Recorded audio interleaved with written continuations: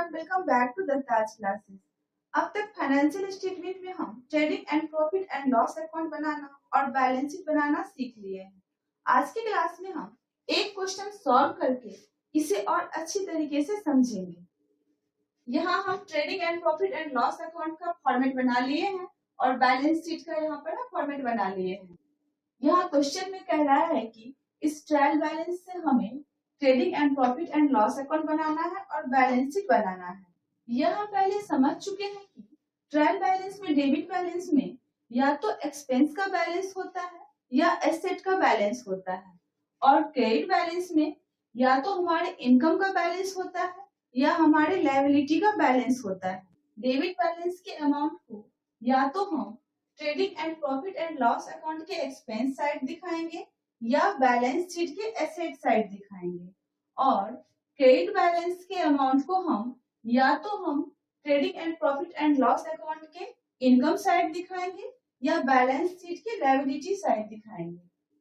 यहाँ trading and profit and loss account में सबसे पहले हम ओपनिंग स्टॉक को दिखाते हैं। यहाँ ओपनिंग स्टॉक 50,000 है।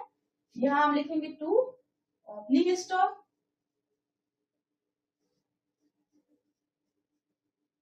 50,000।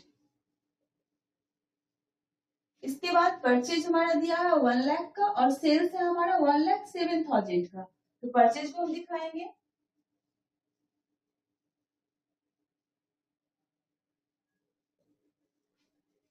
परचेज के बाद क्वेश्चन में कहीं परचेज रिटर्न नहीं है, इसलिए इसको हम इनर कॉलम में नहीं दिखाएंगे, इसलिए परचेज को डायरेक्ट हम अमाउंट के कॉलम में दिखाएंगे 1 लाख, और सेल्स हमारा है 1,07,000।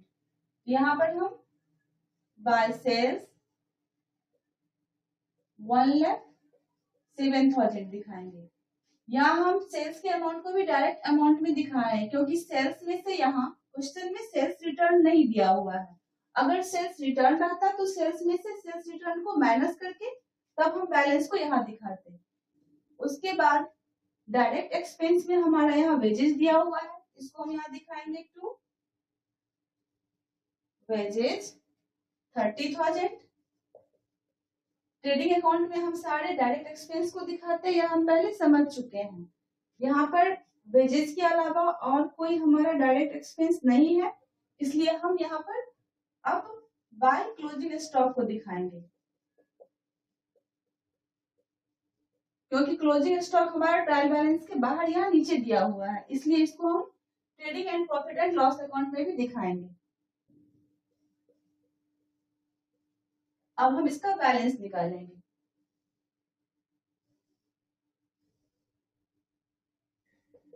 $2,07,000 यहाँ भी हो जाएगा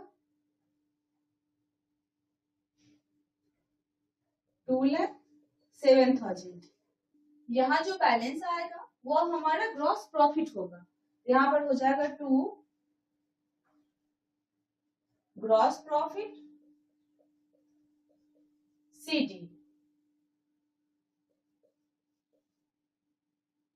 27,000, और ग्रॉस प्रॉफिट सीटी को हम आगे यहाँ ग्रॉस प्रॉफिट बीडी के नाम से दिखाते हैं। यहाँ पर हम लिखेंगे बाय ग्रॉस प्रॉफिट बीडी 27,000। अब हम यह पहले समझ चुके हैं कि प्रॉफिट एंड लॉस अकाउंट में हम सारे इनडायरेक्ट एक्सपेंस को दिखाते हैं। तो हम यहाँ देखते हैं कि हमारा इनडायरेक्ट एक्सपेंस कौन कौन सा है। इंटरेस्ट है, यहाँ पर इंटरेस्ट का यहाँ डेबिट बैलेंस है, दैट मीन्स कि यह हमारा एक्सपेंस है। अगर यह क्रेडिट साइड होता दैट मीन्स यह हमारा इनकम होता। एक्सपेंस का हमेशा डेबिट बैलेंस होता है। इंटरेस्ट हमारा एक्सपेंस है, यहाँ दिखाएंगे टू इंटरेस्ट 2,000। बैड डेट्स यह हमारा एक्सपेंस है, इसको हम यहाँ दिखाएंगे 5,000 टू बैड डेट्स 5,000। रिपेयर्स यह भी हमारा इनडायरेक्ट एक्सपेंस है 3,000 का, यहाँ हम दिखाएंगे टू रिपेयर्स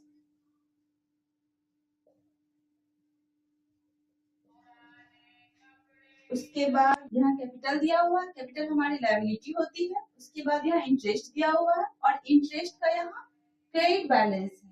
दैट मीन्स कि यह हमारा इनकम है, क्योंकि इनकम का क्रेडिट बैलेंस होता है। तो 6000 इंटरेस्ट हमारा इनकम है, इसको इनकम साइड दिखाएंगे। Bye interest 6000। ड्राइंग दिया हुआ है, ड्राइंग को हम कैपिटल में से माइनस करके दिखाते हैं।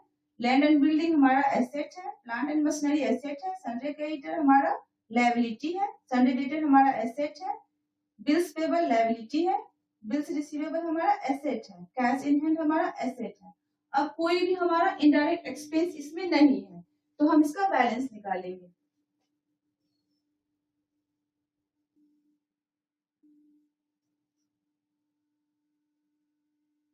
$33,000, यहाँ भी हो जाएगा 33,000।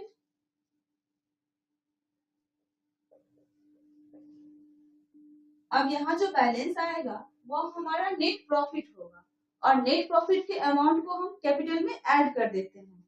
यहाँ पर हो जाएगा टू नेट प्रॉफिट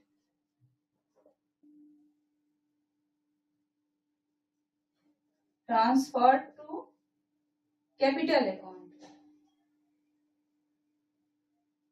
यहाँ बैलेंस आ जाएगा 23,000।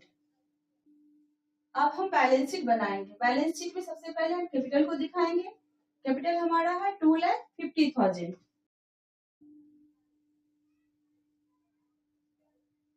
कैपिटल 2,50,000 और इसमें हम नेट प्रॉफिट को ऐड कर देंगे। यहाँ नेट प्रॉफिट हमारा आया है 23,000, तो नेट प्रॉफिट को यहाँ हम ऐड कर देंगे। यह हम पहले समझ चुके हैं।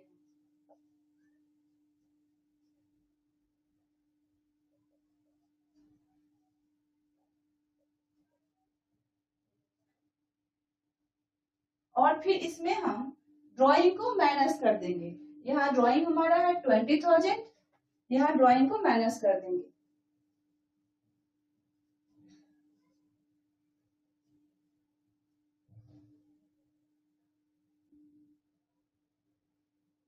$2,53,000। इस तरह कैपिटल में हम नेट प्रॉफिट को ऐड कर देते हैं।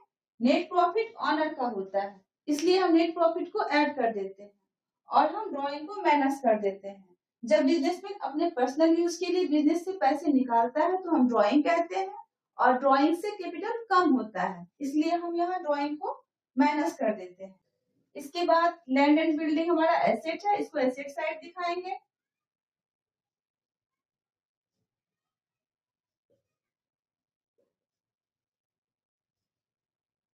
$1,00,000। प्लांट एंड मशीनरी हमारा एसेट है, एसेट साइड दिखाएंगे।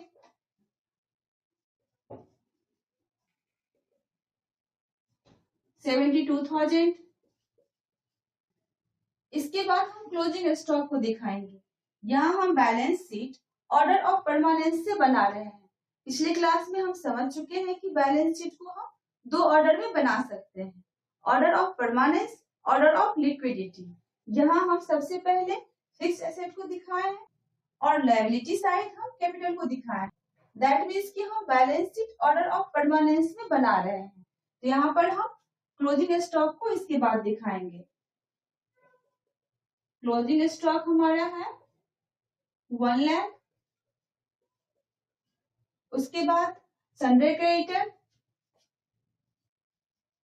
सन्डे क्रेडिटर हमारी लायबिलिटी है, इसलिए इसको हम लायबिलिटी साइड दिखाएंगे। यहाँ भी इसका बैलेंस क्रेडिट साइड दिखाया गया है। दैट मीन्स कि हमारी लायबिलिटी है 80,000। उसके बाद सन्डे डेटर, इसका बैलेंस डेबिट साइड दिखाया गया। सन्डे डेटर हमारा एसेट होता है, 25,000 को हम एसेट साइड दिखाएंगे। Sunday debtor 25,000। उसके बाद बिल्स पेबल हमारी लायबिलिटी है, इसके बैलेंस को यहाँ क्रेडिट साइड दिखाया गया है, तो यहाँ पर इसको लायबिलिटी साइड दिखाएंगे। Bills payable 40,000। बिल्स रिसीवेबल हमारा एसेट होता है, इसको डेबिट साइड दिखाया गया है। यहाँ पर हम दिखाएंगे बिल्स रिसीवेबल 20,000। उसके बाद कैश इन हैंड दिया हुआ है, कैश इन हैंड 56,000। अब एसेट साइड सारे एसेट को और लायबिलिटी साइड कैपिटल और लायबिलिटी को दिखाने के बाद हम इसका बैलेंस निकालेंगे। एसेट साइड का बैलेंस और लायबिलिटी साइड का बैलेंस हमेशा इक्वल होता है। तो यहाँ हम देखते हैं एसेट साइड का बैलेंस हो जाएगा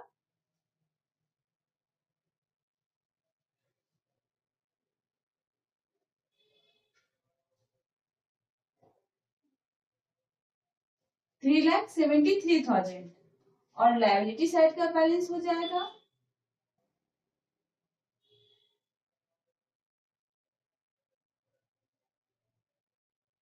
3,73,000। यहाँ एसेट साइड का बैलेंस और लायबिलिटी साइड का बैलेंस बराबर आ रहा है 3,73,000 3,73,000। दैट मीन्स कि हमारा बैलेंस शीट सही है। आई होप आप trading and profit and loss account और बैलेंस शीट को अच्छी तरीके से समझ गए होंगे। Thank you.